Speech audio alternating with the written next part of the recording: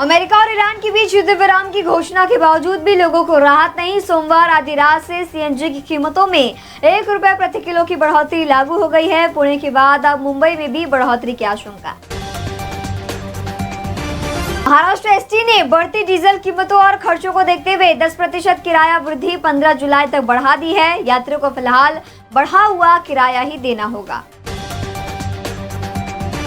150 सालों में नहीं देखा ऐसा प्राकृतिक संकट। भीषण गर्मी से जूझ रहे महाराष्ट्र पर गंभीर सूखे का खतरा। शिवसेना यूबीटी ने अपने मुखपत्र के जरिए सरकार को चेताया।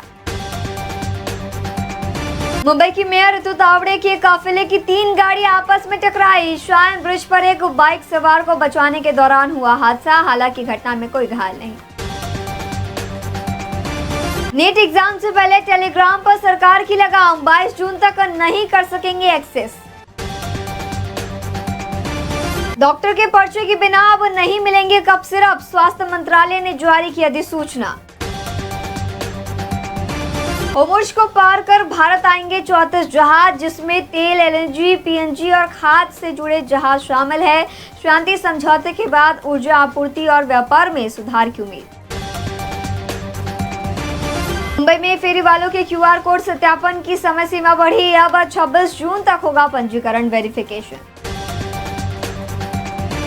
एमपी ले जाकर कराया धर्मांतरण और जबरन निकाह। नागपुर की विवाहित महिला के साथ दुष्कर्म और ब्लैकमेलिंग मामले में 2 आरोपी गिरफ्तार। धर्मांतरण करवाने वाला मौलाना फरार। मध्य रेलवे ने सीएसएमटी कुर्ला रेल लाइन परियोजना के लिए 17 से 25 जून तक ब्लॉक किया घोषित। इस दौरान कई लोकल ट्रेनें रद्द या शॉर्ट टर्मिनेट किए जाएंगी, जिससे ठाणे और सीएसएमटी रूट प्रभावित रहेंगी। नवी मुंबई में महायुति में बड़ी तकरार। मनपा के स्वास्थ्य सेवा उद्घाटन कार्यक्रम के निमंत्रण पत्र से एकनाथ शिंदे का नाम गायब होने पर भारी बवाल। मुंबई में मानसून 25 जून तक पहुंचने की संभावना। 1000 आपदा मित्र और एनडीआरएफ टीमें तैनात। खत्म हुई रोहित पवार की भूख हड़ताल। 22 जून को मिलेगा किसान कर्ज माफी की समस्या का समाधान।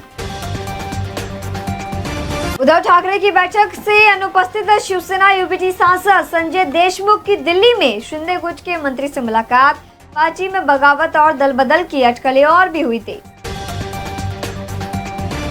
संजय निरुपम ने ऑपरेशन टाइगर के बीच दावा किया कि शिवसेना यूबीटी धीरे धीरे खत्म हो रही है और ये पार्टी 2029 तक पूरी तरह समाप्त हो सकती है।